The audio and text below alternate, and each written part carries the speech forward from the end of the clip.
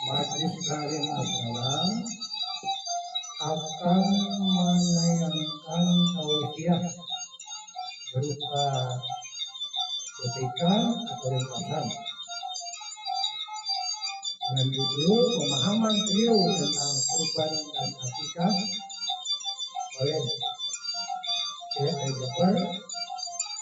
Mohon izin saya akan kembali sekedar mengingatkan dengan judul hewan kurban untuk keluarga yang ini akan disuarakan oleh Syekh Al-Jabbar. Selamat menyaksikan sampai selesai supaya tidak gagal paham. Sebelumnya kami tayangkan sebagai dalil untuk ceramah ini. Selamat menyaksikan dan mendengarkan.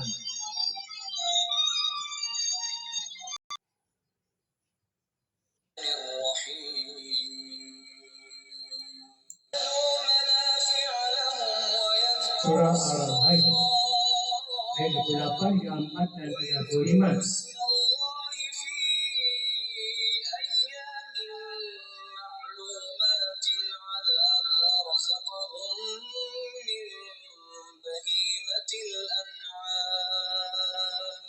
فكلوا منها وأطعموا البائس الفقير. Agar mereka menyaksikan berbagai manfaat untuk mereka dan agar mereka menyebut nama Allah pada beberapa hari yang ditentukan atas rezeki yang diberikan dia kepada mereka berupa hewan ternak, maka makanlah sebagian darinya dan sebagian lagi berikanlah untuk dimakan orang-orang yang sengsara dan fakir.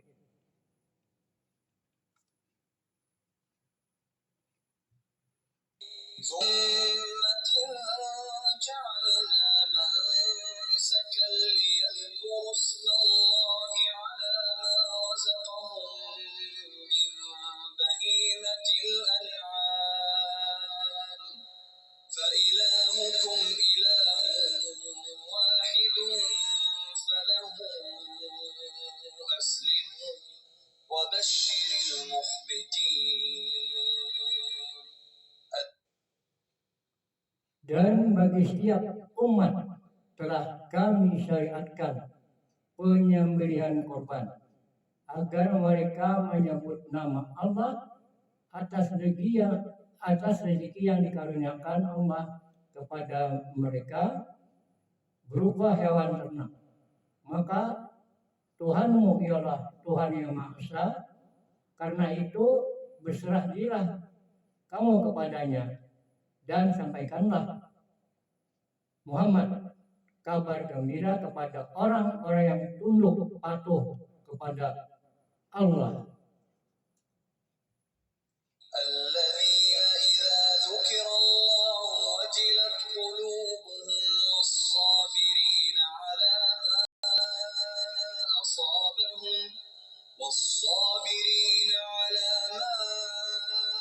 أصابهم والمقيم الصلاة ومما رزقناهم ينفقون. Yaitu orang-orang yang apabila disebut nama Allah, hati mereka bergetar. Orang yang sabar atas apa yang menimpa mereka, dan orang yang melaksanakan salat, dan orang yang menginfakkan sebagian rezeki yang kami karuniakan kepada mereka.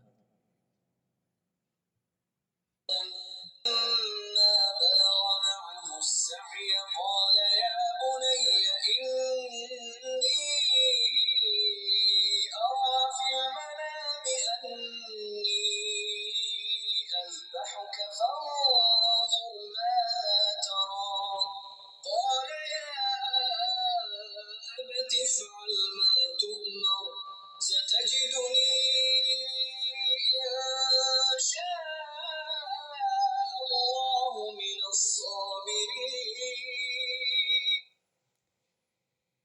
Maka ketika anak itu sampai pada umur sanggup berusaha bersamanya, yaitu Ibrahim. Ibrahim berkata, "Wahai anakku, sesungguhnya aku bermimpi bahwa aku menyembelihmu. Maka pikirkanlah bagaimana pendapatmu." Ismail menjawab, "Wahai ayahku, lakukanlah apa yang diperintahkan Allah kepadamu. Insya Allah engkau akan mendapatiku termasuk orang yang sabar."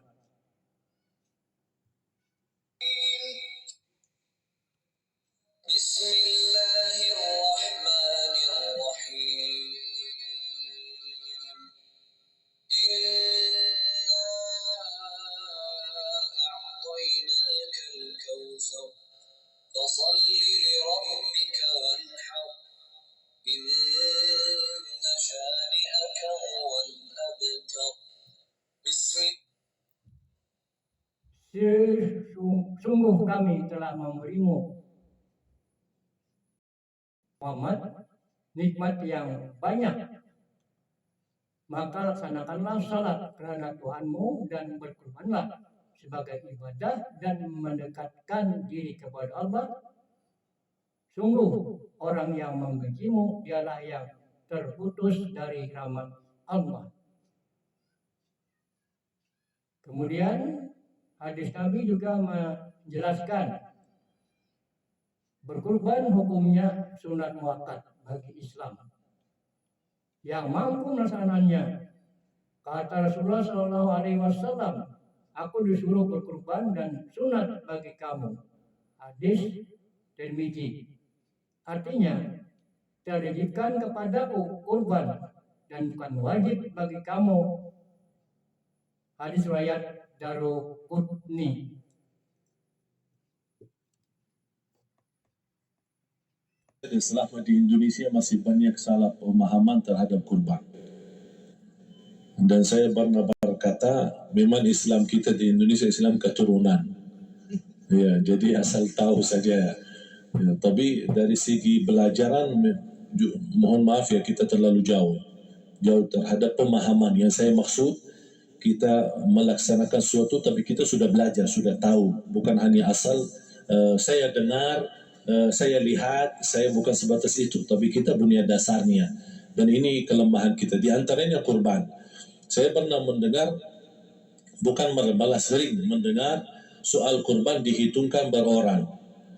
Jadi keluarga suami istri sama 5 anak berarti jumlah 7, wajib sapi. Kalau kurang daripada itu, atau misal suami istri tidak mampu, boleh ini tahun kurban kambing atas nama suami, tahun depan atas nama istrinya. Ini hal keliru sebenarnya. Yang dihitungkan soal kurban beda sama akikah dan beda sama zakat fitrah.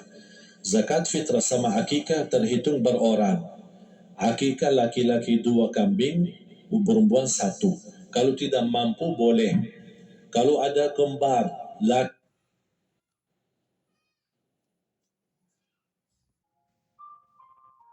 sama perempuan berarti 3 kambing. Tapi kalau tidak mampu boleh 1 kambing, tidak masalah. Yang tidak ada istilah sekarang saya kurban tapi nanti sisanya seolah-olah ada hutang sama Allah. Sesuai kemampuan kita.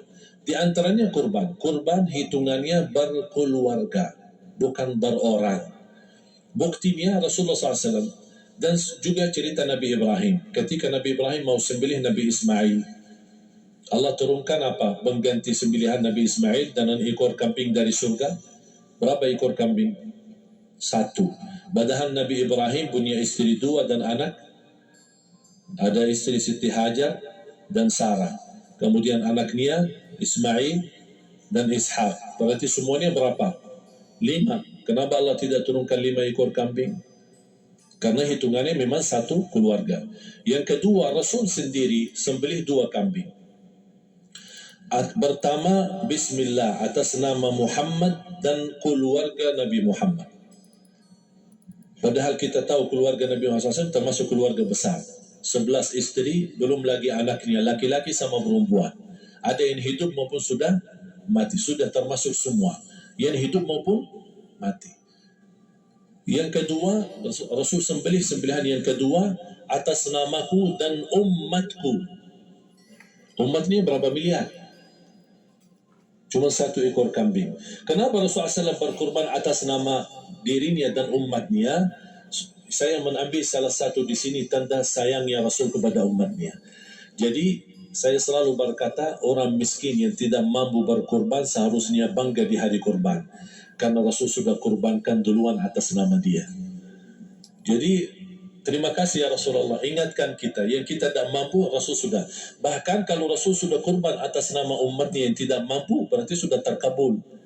Kita aja belum tahu kabul atau tidak kalau kita berkurban.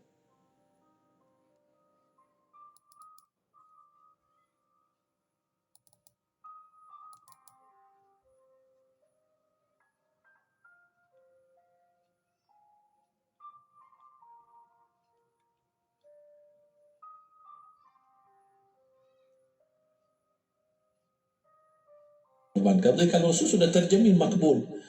Oleh sebab itu hitungan kurban itu adalah satu keluarga. Misal bapa punya istri, punya anak. Itu kalau mampu sapi silahkan. Mampu 1000 sapi silahkan. Kalau soal kemampuan tidak ada masalah. Tapi kalau soal kewajiban tidak ada wajib lebih daripada 1 ekor kambing. 1 ekor kambing. Misal kalau bapa punya istri 4. Misal. Cuman ini misal. Ya. Istrinya 4. Setiap istri anaknya 10. Berarti jumlah berapa? Anak 40, istri 4, berarti 44, sama bapa 45. Wajib 1 ekor kambing saja. Cukup untuk semua ini. Tapi kalau soal mampu, ya silahkan. Mau 1000 kambing boleh, mau 1000 sapi boleh. Tidak ada yang melarang kalau soal kemampuan. Dan kalau kita mau sembelih, bismillah atas namaku dan keluarga. Tidak perlu bawa data-data nama keluarga. Jadi disebutkan tukang sembelihnya ada capek menunggu sambil sebutkan nama-nama. Tidak perlu. Udah bismillah atas namaku dan keluarga. Termasuk kata atas namaku dan keluarga, termasuk orang tua yang sudah meninggal. Termasuk orang tua yang sudah, karena kita adalah hasil daripada orang tua. Itu sudah termasuk, tidak perlu kita sebutkan. Ada sebagian ulama membolehkan kalau kita mampu, mau khusus kambing atas nama orang tua tidak masalah. Kalau kita mampu. Tapi kalau kita tidak mampu, itu sudah termasuk orang tua kita bersama keluarga besar kita. Ini salah satu kenikmatan dan ini termasuk juga sedekah yang berguna bagi orang yang sudah meninggal di keluarga kita. Wallahu ta'ala. Dan juga masalah panitia, bisa kita mewakili. Kalau kita tidak mengerti sembelihannya dan tidak mengerti cara bagiannya. Tapi ada satu sunnah yang termasuk kehilangan sunnah ini adalah banyak yang tidak mau makan dari hasil kurban. Padahal itu sunnah Rasul. Dari akikah boleh makan, dari kurban pun boleh makan. Bahkan sunnah SAW dibagi 3. Sepertiga pertama dihadiahkan. Maksudnya kata dihadiahkan kepada orang kaya. Misal tetangga saya tapi orang kaya, dia bukan miskin, tapi boleh saling hadiah karena inti daripada hadiah silaturahim. Ada keluarga kita termasuk mampu tapi saya kasih. Ini alhamdulillah saya sembelih sapi. Barangkali dia tidak mampu cuma sembelih kambing. Udah kita dapat daging kambing, dia dapat daging sapi. Tapi dengan niat hadiah, bukan sedekah, karena dia bukan orang meyakinkan batalan puasa. Tapi kalau Idul Adha tidak makan dan minum sebelum salat, kenapa? Bukan berarti tidak boleh. Tapi Rasulullah SAW ingin pertama pembukaannya, buka sarapannya atau makan di pagi harinya selepas Idul Adha adalah dari hasil sembelihan kambing itu atau dari kurban. Jadi kita sebagian sedikit. Tapi kalau kita merasa alhamdulillah rezeki saya banyak di rumah, alhamdulillah banyak ada makanan, mau sedekahin semuanya, semua mau sedekahin tidak masalah. Tapi yang saya maksud, kenapa tidak kita sekali-kali hidupkan sunnah Rasul?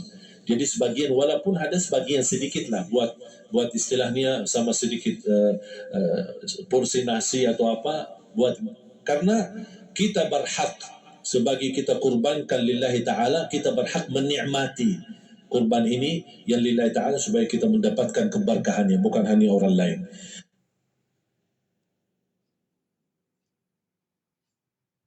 Terus yang kedua ada masalah pembayaran.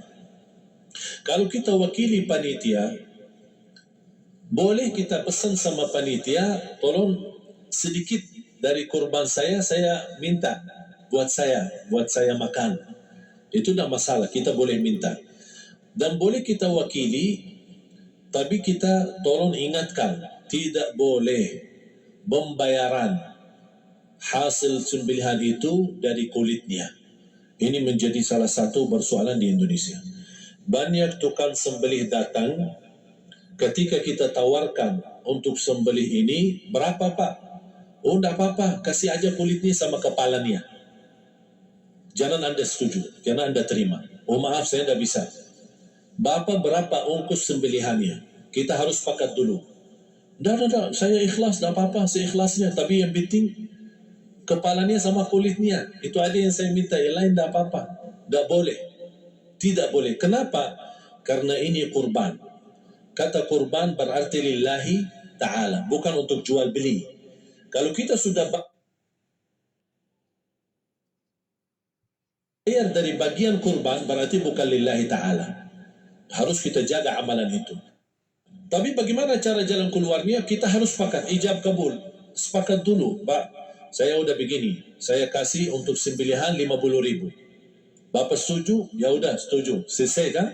Sudah sembelih, sudah potong, sudah semua.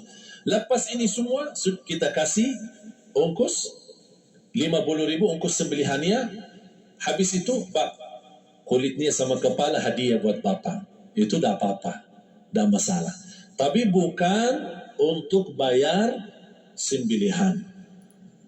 Faham maksud saya? Harus dibedakan supaya jangan sampai amalan kita kurban habis biaya, habis ini malah tidak diterima karena sudah kita bayar sebagian daripada kurban.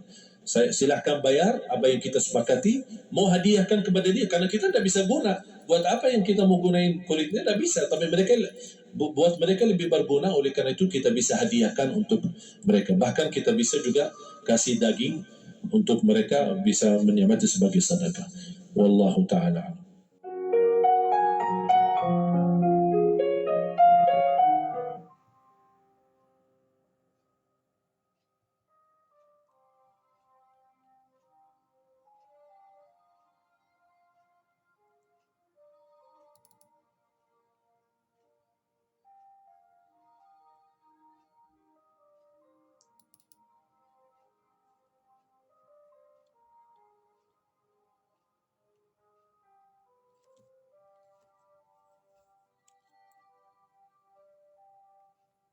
Demikian tausiah ini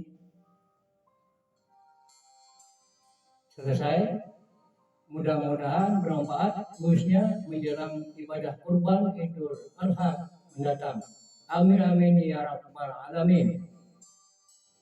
Assalamualaikum warahmatullahi wabarakatuh.